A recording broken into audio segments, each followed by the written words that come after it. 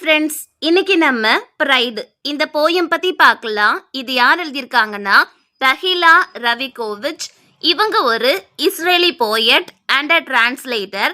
இவங்களுடைய போயம்ஸ்ல love, kindness, இந்த உலகத்துல மக்கள் ஃபேஸ் பண்ற ப்ராப்ளம்ஸ், தென் ஹியூமன்ஸுடைய தாட்ஸ் அண்ட் ஃபீலிங்ஸை பத்தி எல்லாம் தஹிலா ரவிகோவிச் அவங்களுடைய போயம்ஸ்ல பேசியிருப்பாங்க. இவங்களுடைய ஃபேமஸ் ஒர்க்ஸ் என்னெல்லாம்னா hovering at a low altitude, the love of an orange, pride, a dress of fire and so on. இப்போ நம்ம ப்ரைடு இந்த போயம் பத்தி பார்க்கலாம். இந்த போயமை தஹிலா ரவிகோவிச் ஃப்ரீ வேர்ஸ்ல எழுதியிருக்காங்க. அதாவது எந்த ரைமிங் ஸ்கீமும் யூஸ் பண்ணாம இந்த போயமை ஃப்ரீ வேர்ஸ்ல எழுதியிருக்காங்க. இந்த போயம்ல ராக்க மெட்டஃபரா யூஸ் பண்ணிருக்காங்க. ராக்கையும் பீப்புளையும் கம்பேர் பண்ணிருக்காங்க. இப்போ ராக் பார்க்கிறதுக்கு எப்படி இருக்கும்? ஹார்டா, ஸ்ட்ராங்கா, யாராலையும் உடைக்க முடியாத மாதிரி ராக் பார்க்கிறதுக்கு கடுமையா இருக்கும். ஆனா அந்த ராக்கை நம்ம உத்து பார்த்தோம்னா அதுல சில கிராக்ஸ், சில கீறல்கள் இருக்கும். பார்க்கறதுக்கு ஹார்டா, ஸ்ட்ராங்கா இருக்கிற ராக்கு கூட சடனா எப்போவாச்சும் பிரேக் ஆயிரும், உடஞ்சிரும். அதே மாதிரி தான் பீப்புளும் அப்படின்னு சொல்றாங்க.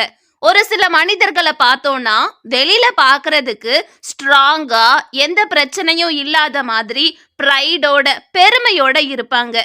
ஆனா அந்த மனிதர்களுக்குள்ளேயும் ஒரு சில வீக்னஸ், ஸ்ட்ரகிள், ஹிடன் பெயின் இருக்கதான் செய்யும். அவங்க சடனா பிரேக் ஆயிருவாங்க, மனசொடைஞ்சு போயிருவாங்க. அவங்க மனசுக்குள்ள மறைஞ்சிருக்கிற ஃபீலிங்ஸையும் எமோஷன்ஸையும் வெளியில எக்ஸ்பிரஸ் பண்ணுவாங்க. ஒரு சிலர் அழுகை மூலமா அவங்களுடைய ஹிடன் ஃபீலிங்ஸை எக்ஸ்பிரஸ் பண்ணுவாங்க. இப்போ நம்ம போயட் தஹிலா ரவிகோவிச் இந்த போயமை எப்படி ஸ்டார்ட் பண்றாங்கன்னா, நான் உங்களுக்கு சொல்றேன், பார்க்கறதுக்கு ஹார்டா, ஸ்ட்ராங்கா இருக்கிற ராக்ஸ்ல கூட கீறல் விழும், பாறைகள்ல கூட விரிசல் விழும் அப்படின்னு சொல்றாங்க. இப்போ ஒரு பாறையில விரிசல் விழுது அப்படின்னா அந்த பாறைக்கு வயசாயிடுச்சுன்னு அர்த்தம் கிடையாது. அந்த பாறை பல வருடங்களா ஹீட்டையும் கோல்டையும் தாங்கிக்கிட்டு அதே இடத்துல ஆடாம அசையாம ஸ்ட்ராங்கா இருக்குது. அந்த பாறைய பார்க்கறதுக்கு அதுக்கு எந்த பிரச்சனையுமே இல்லை, ரொம்ப ஸ்ட்ராங்கா, காமா, அமைதியா இருக்குது அப்படிங்கிற இல்லூஷனை, மாயைய கிரியேட் பண்ணுது. நம்ம ஒரு பாறைய பார்க்கும்போது அப்படிதானே இருக்கும். அந்த பாறை ஆடாம அசையாம ஒரே இடத்துல ஸ்ட்ராங்கா, எந்த பிரச்சனையும் இல்லாத மாதிரி அமைதியா, காம் அண்ட் கம்போஸ்டா தானே அந்த பாறை இருக்கும். ஆனா அந்த பாறைக்குள்ளேயும் கிராக்ஸ் இருக்கும் அப்படின்னு சொல்றாங்க. ஆனா அந்த கிராக்ஸை நம்மளால பார்க்க முடியாது. ஏன்னா அந்த பாறை ஆடாம அசையாம ஒரே இடத்துல இருக்கிறனால அந்த பாறையில இருக்கிற கிராக்ஸ் மறைஞ்சு இருக்குது அப்படின்னு சொல்றாங்க. அந்த பாறையும் அதுல இருக்கிற கிராக்ஸ வெளியில காமிச்சுக்கிடாம ரொம்ப ஸ்ட்ராங்கா, பெருமையோட, ப்ரைடோட இருக்கிற மாதிரி அந்த ராக் வெளியில காமிச்சுக்கிடும். ஆனா அந்த ராக்குக்குள்ளேயும் சில கிராக்ஸ் இருக்கும். அந்த கிராக்ஸ நம்மளால பார்க்க முடியாது. அதே மாதிரி தான் மனிதர்களும். ஒரு சில மனிதர்கள் வெளியில ரொம்ப ஸ்ட்ராங்கா, அவங்களுக்கு எந்த பிரச்சனையும் இல்லாத மாதிரி, ரொம்ப ப்ரைடா, பெருமையோட இருக்கிற மாதிரி வெளியில காமிச்சுக்கிடுவாங்க. ஆனா அவங்களுக்குள்ளேயும் ஹிடன் ஃபீலிங்ஸ், ஹிடன் பெயின் இருக்கதான் செய்யும். ஆனா அத அவங்க வெளியில காமிச்சிருக்க மாட்டாங்க. வெளியில நம்ம பார்க்கிறதுக்கு அவங்க ரொம்ப காம் அண்ட் கம்போஸ்டா இருக்கிற மாதிரி ஒரு பிம்பத்தை உருவாக்குவாங்க. ஆனா அவங்களுக்குள்ளேயும் பெயின், ஸ்ட்ரகிள்ஸ், வீக்னஸ் இருக்கதான் செய்யும் அப்படின்னு சொல்றாங்க. சோ நெக்ஸ்ட், அந்த ராக் பல வருஷமா எந்த சேஞ்சஸும் இல்லாம, மூவ் ஆகாம அப்படியே தான் வெயிட் பண்ணிக்கிட்டு இருக்குது. ஏன்னா அந்த ராக்க யாரால பிரேக் பண்ண முடியுமோ அவங்க இன்னும் வரல அப்படின்னு சொல்றாங்க. பல வருஷமா அந்த ராக் மூவ் ஆகாம அப்படியே இருக்கிறனால அந்த பாறைக்கு மேல சின்ன சின்ன தாவரங்கள் வளருது, கடற்பாசி வளருது. அங்க இருக்கிற கடல் அலை முன்னும் பின்னுமா வந்து அந்த ராக்க ஹிட் பண்ணுது. அந்த பாறைய கடல் அலை அட்டாக் பண்ணிட்டு போகுது. பட் ஸ்டில் அந்த ராக்ல எந்த சேஞ்சஸுமே இல்லை. அந்த ராக் மூவ் ஆகாம ரொம்ப ஸ்ட்ராங்கா ஹார்டா அதே இடத்துல அப்படியே தான் இருக்குது.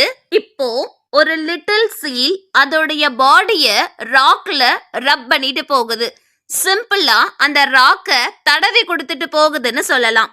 இவ்வளோ நாளா எந்த சேஞ்சஸும் இல்லாம ஹார்டா ஸ்ட்ராங்கா இருந்த ராக்க அந்த லிட்டில் சீல் வந்து ரப் பண்ணிட்டு போனதுக்கு அப்புறம் அந்த ராக் பிரேக் ஆகுது.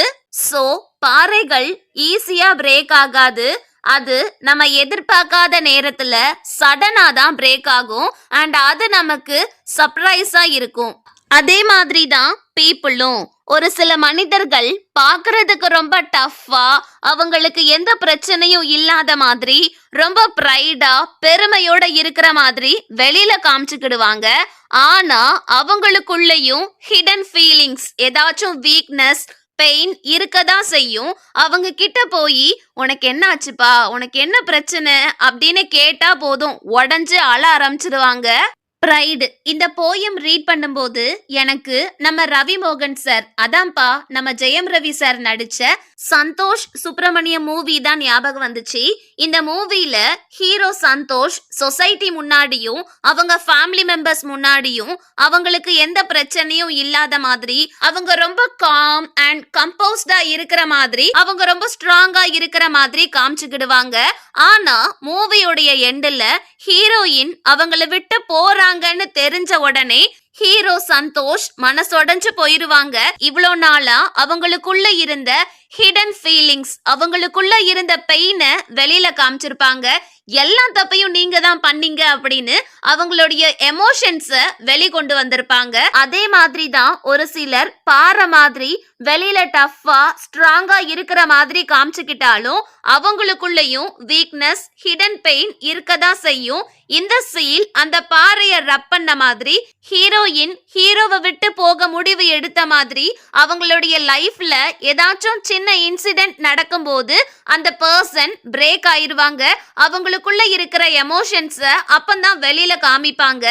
சோ ஒருத்தர் வெளியில ரொம்ப டஃப்பா ப்ரைடோட ஸ்ட்ராங்கா இருக்கிற மாதிரி காமிச்சுக்கிடுறாங்க அப்படின்னா அவங்க 100% ஃபைனா நல்லா இருக்காங்கன்னு அர்த்தம் கிடையாது. அவங்க மனசுலயும் ஹிடன் ஃபீலிங்ஸ், ஹிடன் பெயின் இருக்கதான் செய்யும்.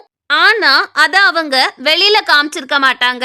சோ நம்ம எப்போதுமே சிம்பத்தியோட, எம்பத்தியோட நடந்துக்கிடணும். அடுத்தவங்களுடைய ஃபீலிங்ஸ புரிஞ்சு தெரிஞ்சு நடந்துக்கிடணும். சோ நம்ம மனசுக்குள்ள இருக்கிற பெயினை, நம்மளுடைய ஃபீலிங்ஸ வெளியில கொட்டுறது தப்பு கிடையாது.